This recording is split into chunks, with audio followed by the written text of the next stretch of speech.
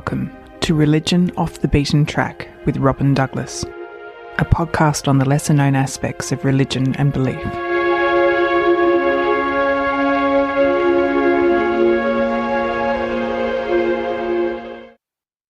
Hello, and welcome to a new series of Religion Off the Beaten Track.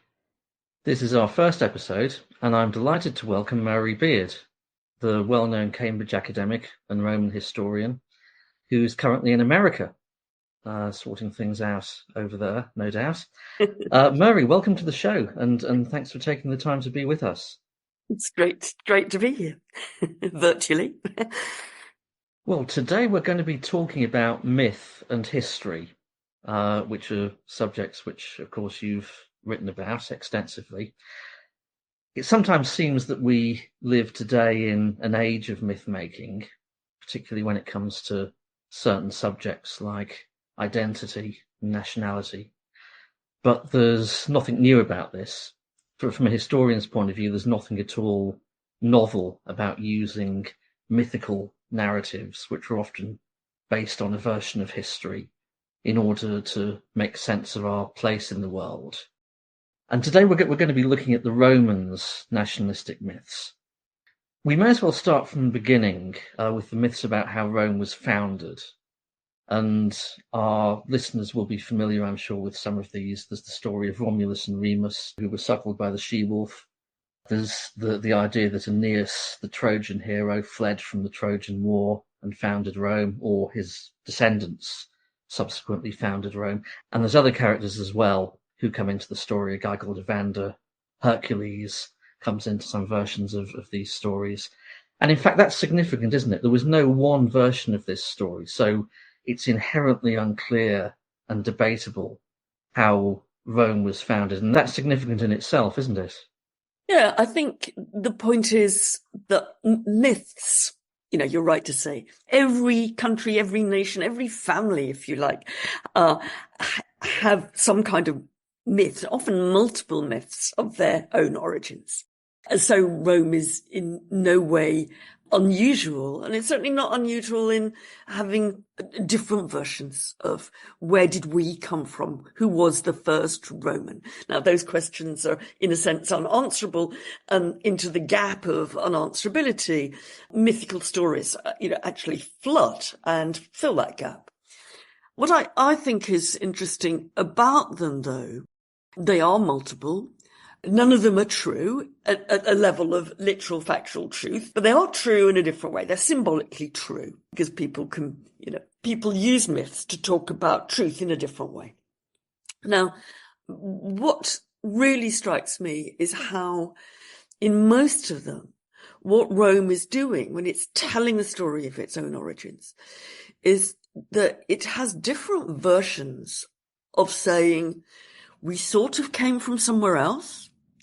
So Aeneas is the guy who founds the Roman race. He doesn't found the city of Rome itself, but he founds the Romans. He's a war refugee from Troy. Romulus and Remus are much more of the place. They are much more kind of indigenous, if you like. But Romulus's early city is also welcoming people from outside. When Romulus, realizes he hasn't got enough guys, he's killed Remus, rather unfortunate event, which in a sense heralds the beginning of Roman civil war. One founder kills the other. What does he do? He says Rome will be an asylum and you can come here if you're a runaway, if you're a criminal, if you're a slave, come to Rome. And you mentioned Evander, who is, in a sense, a kind of prequel of Aeneas. And Aeneas actually goes to Evander's city, which is on the site of what will eventually be Rome.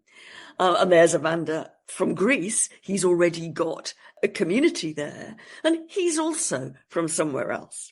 So I think there are all kinds of micro differences in these stories.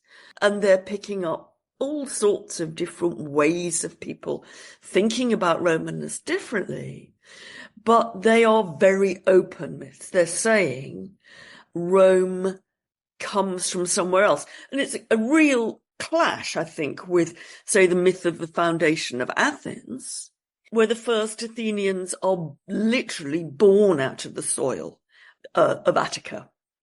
So we're seeing ourselves, we Romans are seeing ourselves as always on the move, always slightly foreign to ourselves, always from somewhere else. A nation of immigrants, one might say. Yeah, I think it is a nation of immigrants, yeah.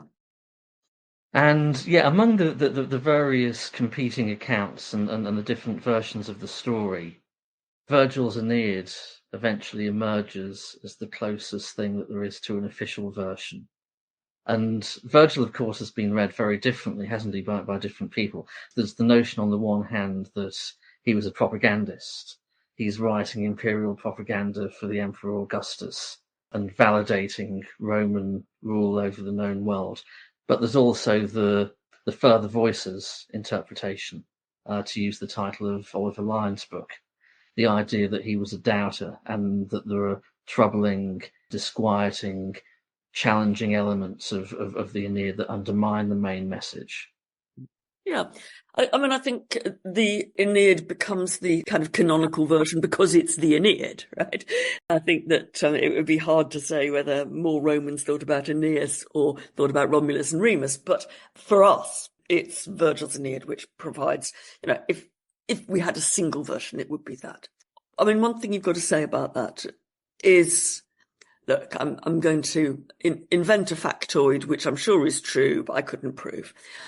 I don't think that there has been a single day since Virgil stopped writing. In fact, he died just before he finished it. Since Virgil put his pen down, dropped his pen in 19 BC. I don't think there's been a single day in which someone somewhere hasn't been reading the Aeneid, right? It is, in a sense, one of those books that actually threads right through history, never forgotten. And very rare for a book that is not a religious text like the Bible. Now, if what Virgil was writing was a jingoistic poem about what a great guy Aeneas was, and by extension, what a great guy Augustus is, and then by extension, what a great place Rome is, I don't think it would have held our attention in quite that way for 2 millennia or more. So I think why it is so successful is it's a very daring poem.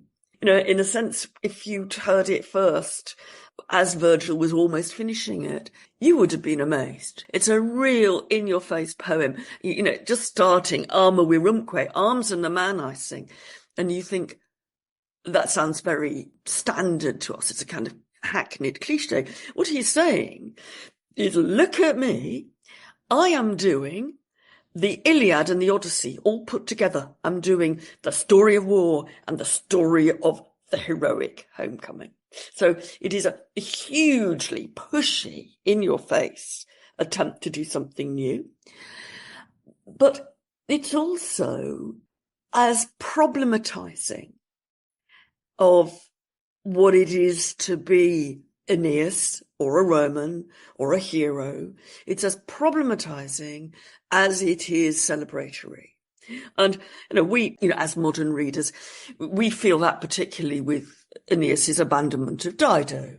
We find this the greatest tragic love story that there is. And Aeneas is a bit of a shit because he actually jumps her and so appears rather badly. We say, well, I don't think that, the ancients wouldn't have thought of it in quite that way. It's a very modern reading. I'm not so sure that the ancient reader and the ancient listener doesn't actually think, wow. So that is a big price to pay. That is a big bit of human tragedy built in to Aeneas's desire to get to Italy and to found the Roman race. And when you get to the end, you find he brutally kills. The last act of the whole epic is his brutal slaying of an adversary who's surrendered. Now, at this point, you say, help, what is he showing us? Is that there are costs in the Roman story. It's not just one triumph after the next to everlasting greatness, that Rome is built on things we feel very uncomfortable about. And that, of course, is why it has held our attention, because it is reaching to the difficult underbelly of what it is to found somewhere, to found a race that is going to, quote, rule the world, or at least Rome's part of it. Yeah, it's really extraordinary, the idea that there hasn't been a single day since Virgil's time when he hasn't been read or listened to. That's so rare, as you say, at least for a secular author. One other Roman author who's had quite a long afterlife is Livy. And of course, he wrote on the early history of Rome, and he was broadly contemporary with Virgil. And Livy's writing from the perspective of castigating Rome for having gone into decline. He's a moralist. He's holding up examples from the past to contrast them with present-day decadence.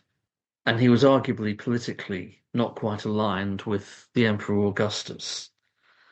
And Livy's stories have really passed into the stock of stories that we tell about early Rome. For example, there's the story about Horatius on the bridge, where 3 men hold off an entire army. And there's the rape of the Sabine women, where the men of early Rome abduct women from the neighbouring people, the Sabines, in order to have children with them. And Livy's telling these stories in the time of Augustus.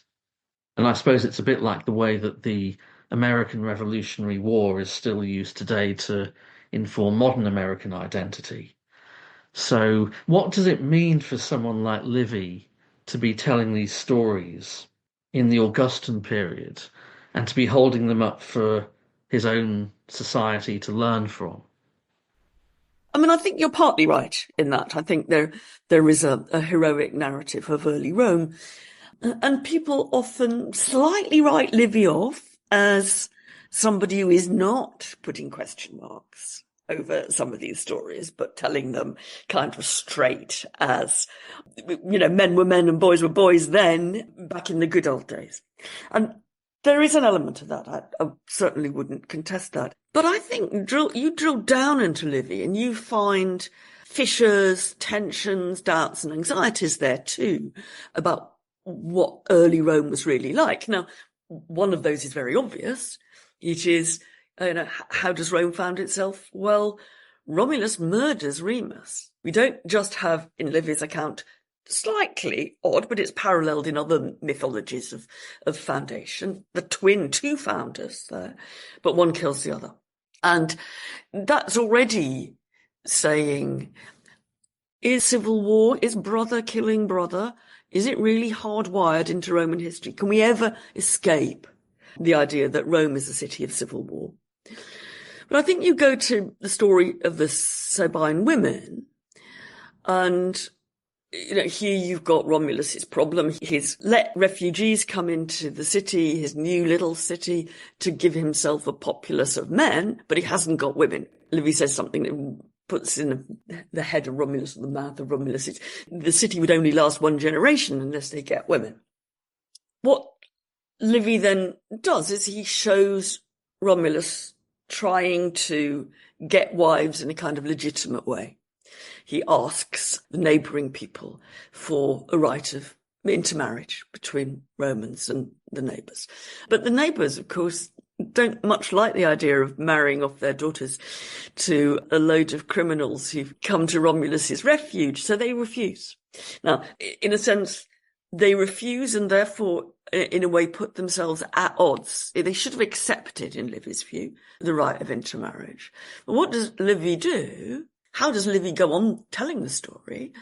Well, he says, so the new Roman city decided that it would just grab the women. If they won't have proper legal rights of intermarriage, I'll grab it. Romulus invites the neighbouring Sabines to a religious festival. Everybody can have a good time. But at a given signal, Romulus and the men grab the daughters that have come with the families to the festival and take them off to be their wives. It is rape. It is, as it were, it is rape. And it's an interesting kind of spin on the idea of Roman marriage, because it's also the first Roman marriage, and it's the first Roman marriage cast as rape. So is wife grabbing also what always lies in the background of Roman family life? And yes and no.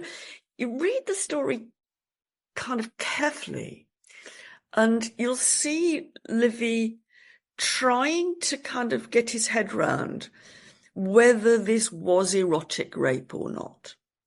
And he goes to some lengths to say, no, this was a civic act. He says, for example, that apart from Romulus, who got his woman, the women were taken at random. Right. Now you think, why is it so important to say it's at random? It's because otherwise you have this sense that these are guys going out, picking the pretty ones and having them for themselves. And of course, that is how some later more subversive or almost contemporary subversive poets play the rape of the Sabine women, that this is erotic pursuit. It's not civic necessity. But you can see Livy trying to slightly anxiously, I think, make it clear that this was not erotic. So you have, I think, even with him, who does often appear to be, and I think not entirely wrongly, a pretty glorified author of early Roman stories. You can never keep anxieties out of the stories of early Rome. Never quite. You can't quite make it a straightforward tale of heroism. And Livy is aware of that, as Virgil was. Indeed, yes. And there's another important foundational story that Livy tells, isn't there? Which is the expulsion of the kings by Brutus, who was the ancestor of the Brutus who stabbed Julius Caesar. And this supposedly happened in 509 BC. The kings of Rome were tyrants. Certainly the last king was a tyrant, and Brutus heroically led the efforts to drive them out of Rome and found the Roman Republic.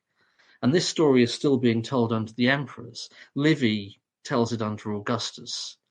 So you have to wonder what the implications of that are. You're glorifying someone who drives out an autocratic ruler.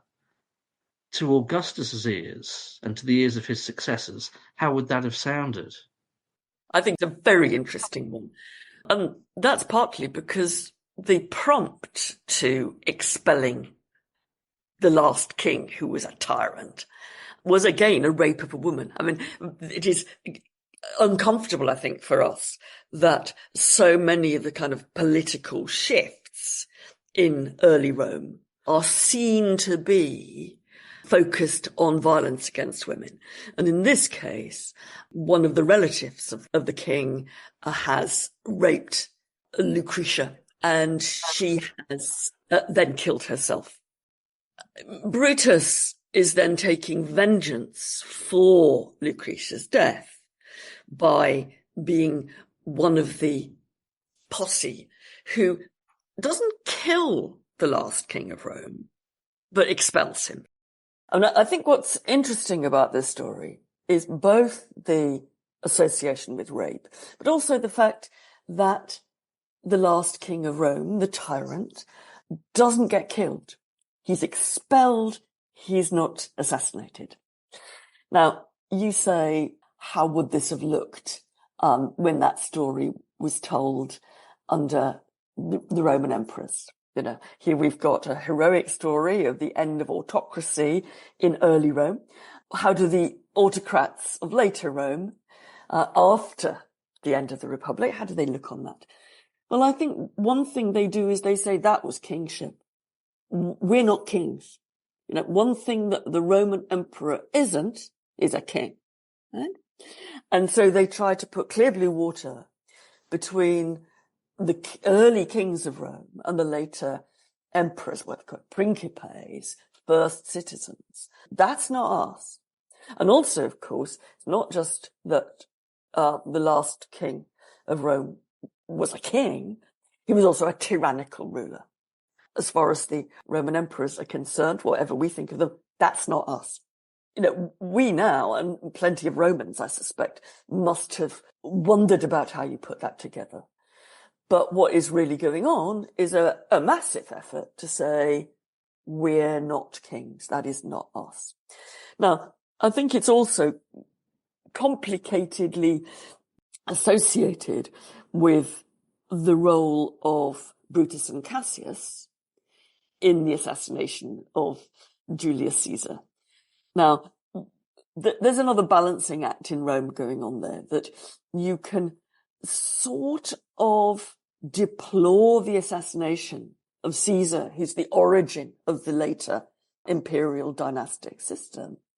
But you can have your cake and eat it in a way by seeing Brutus as an honourable man, in kind of Shakespeare's terms. Now, actually, I think Brutus has had a very good press thanks to Shakespeare. I'm not sure at all how honourable he was, but you can deplore the assault on the system of autocracy, you can deplore assassination, while also seeing the honourability of the assassins. You know, an interesting kind of circle to square, really. And, you know, it is almost certain that the Brutus who killed Caesar and his mates were in part committed to bigging up the Brutus who expelled the tyrant at the end of the first Roman monarchy, because in a sense that was Brutus's mythical ancestor. So those stories are being told always with one eye on the present, rather than just what was it like then. And it's, you know, it's fairly certain that the assassins of Caesar in part were bigging up the original assassination. So you've got many conflicting influences in the telling of that story. And, you know, you find that throughout those early stories. I mean, you get two different versions of the death of Romulus, even. One is that he disappears in a cloud in a miraculous way and becomes a god. The other is he's hacked to death by the senators. So you're always, in a way that I think you can never make totally consistent, coherent sense of, you're always retelling from a different perspective with the eye on the present and the past. You know, the past is uncertain, and the way it gives a model for the present is uncertain. I do think the best example is there's two versions of Romulus's death. Either assassinated, a bit like Julius Caesar, or magically transported to heaven in a cloud. Yeah. One major feature of these early stories is that they have varying degrees of fact and fiction compounded together. There are varying degrees, aren't there, of historicity in these stories.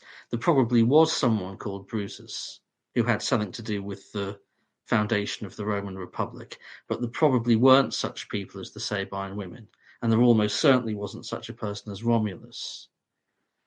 Do you think we can meaningfully draw a line between history and myth when we're dealing with this kind of material? No, I don't think we can. I mean, I suppose, you know, back in the day, I was taught in a sort of slightly old-fashioned way that one of the things that you did, one of the jobs of the historian, was to sort out the history from the myth. You know, it was a bit like you had a sieve, right? And you had to shake out the myth, and what was left was the history. And I no longer think that is remotely possible. I mean, I think you're right to say we can be pretty confident that there are some bits of historicity and there are some bits of complete make-up, but I don't think that it is now possible to sort that out, nor is it possible to say in a very clear sense that there is an obvious trajectory towards greater historicity and less myth as you go later in time. Now, in part, that's true. In part, what you learn about the 5th century is, that's going to be more historical than what you learn about the 8th century. But it's not a one-way street. And you can go in Roman history up to the 3rd or 2nd centuries, and you'll find people saying, oh, he didn't really have a triumph. That ceremony, that was just made up by his family. So you get myth-making in what we think of as the historical tradition until quite late. I think that, and I suppose it's why I take the line on the myths of early Rome that I do. I think it's more important to say, we don't know whether they're true or not in any literal sense, but what is the truth? What is the Roman truth here?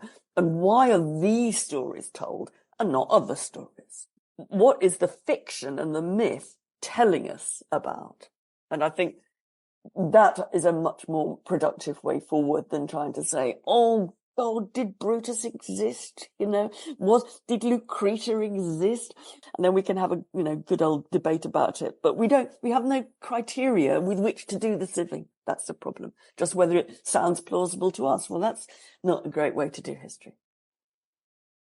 I think we could continue on this subject for quite some time. And indeed, we've covered a lot of ground, but time's pressing on us. So if it's okay, I'd like to switch away from this fascinating area and spend a few minutes considering another form of myth-making that people use and that the Romans used to make sense of their society and the world. And that's the divinization of the ruler. Because the Roman emperors were often gods, in part during their lifetime, in part after their death. And there are modern parallels that one can draw here without being too heavy-handed.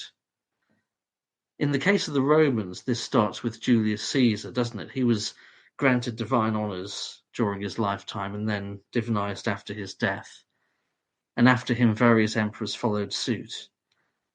But there are ambiguities here, aren't there? This wasn't necessarily the act of wild adulation that it may seem to be.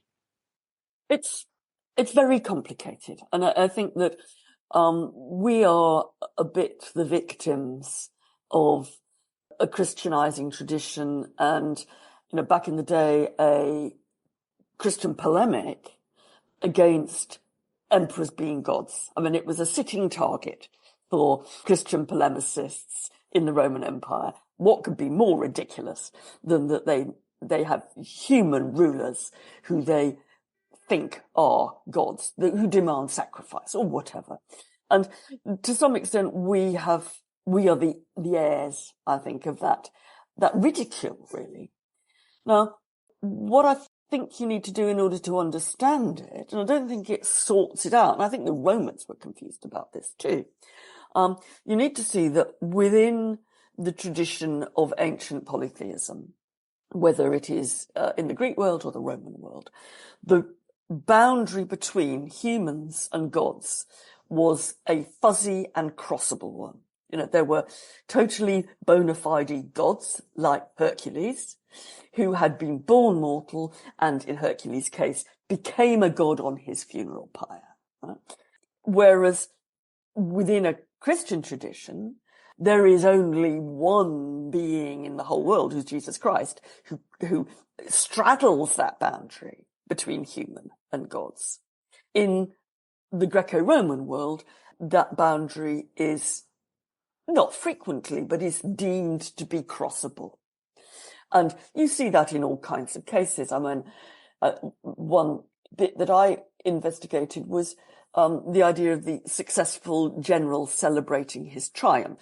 The most bloodthirsty Romans, if they'd killed enough people, had this fantastic victory parade through the city of Rome, ending up on the Capitoline Hill, having with their loot, their booty, their prisoners and whatever. Now, how was the general dressed on that day? Well, the crucial thing is that he was dressed in the costume of the god Jupiter, Optimus Maximus, Jupiter best and greatest. So what the triumph did was temporarily, it was just a day, it put the general, it saw the general as if he was literally a god wearing Jupiter's costume. Now, you can see that there's a fluidity there that is also, it's exploited in all kinds of ways, because Pompey the Great, in 1st century BC, he gets permission, and we just think of this, this is just an honor. He gets permission to wear the triumphal general's costume when he goes to the Senate, right? Now, you think, all right, so what? What he is being given permission to do is get dressed up as a god when he goes to the Senate, right? Which, feels quite different. So that is in many ways the background, that superhuman power, such that emperors have, gets translated into divine power very easily. And the idea that there is a crossable boundary between human and God, and that the emperors are very much on the cusp of that, is the underbelly, it's the underpinning of this system. Now, that doesn't make it straightforward, because it raises all kinds of other questions. If you say the emperor becomes a god when he dies, or the emperor becomes a god technically when he dies and when he has been decreed to be a god by the Senate. So what was he before? What is a god before they're a god? And you get all those difficulties. There's also a question of what technical title is for a divine emperor. And in Latin, and now this is different in Greek, but in Latin, an emperor who has been made a god is a divus. A god, a standard old god, is a deus. So actually the terminology that is being used is drawing a distinction, an uncertain distinction, I think, between the emperor, the divine emperor, and the Olympian deities. And you can see that very clearly as a wonderful skit, probably, not absolutely certain, but probably written by Seneca, the philosopher and Nero's tutor in the 1st century CE. And it's a skit on the Emperor Claudius becoming a god. The Emperor Claudius has died, and he's kind of looking forward to going up to heaven. He kind of stumbles up, because he's a bit doddery, he stumbles up Mount Olympus. And when he gets to the abode of the gods on Mount Olympus, what he finds is there's a divine senate there who has got to decide whether Claudius is going to be a god or not. Now, what's very interesting, and it kind of reinforces the hierarchy, is that they start to debate, the gods up there, whether to admit Claudius. And the Emperor Augustus, who had been made a divus, is one of those participating in the debate. He's very, very keen not to have Claudius as a god. But Seneca's joke is that this is the first time Augustus has ever spoken in the divine senate up on Olympus. He's a very new boy and really at the bottom of the pecking order. But in this case, the gods follow Augustus, and Claudius is told to go back down to Hades. He doesn't get to be a god at all. In fact, in real life, the Senate did vote Claudius to be a god. Now, I think that you start to see in that all the kinds of uncertainties that clustered around this idea of deification. And although, as I said, I think that we come in with pretty Christianizing spectacles on, saying that this is stupid. Emperors aren't gods. Come on. You can see that Romans too have got their intellectual problems about this. And if you keep your eyes open and you look at it, you see them debating those intellectual problems, which is part of the point of the skit on Claudius's deification. And, it goes, you find it every which way. should emperors be treated as gods during their lifetime? Well, if they're going to be gods when they die, well, why not? And yet it also becomes a marker of a bad emperor that he crosses that boundary too soon and demands that people worship him when he's alive. So you never quite, there's not anything straightforward about it. But I think the point is it's not stupid in Roman terms. Okay. Well, again, we could no doubt spend a lot more time talking about this. There's a great deal more to be said on this subject, and there are ways in which we could link it with the present day. But unfortunately, we're out of time and we'll have to leave it there for now. Mary Beard, thank you very much for being with us and for sharing your thoughts. Thank you. Thank you for inviting me. And it's actually been great fun taking me back to some Roman history.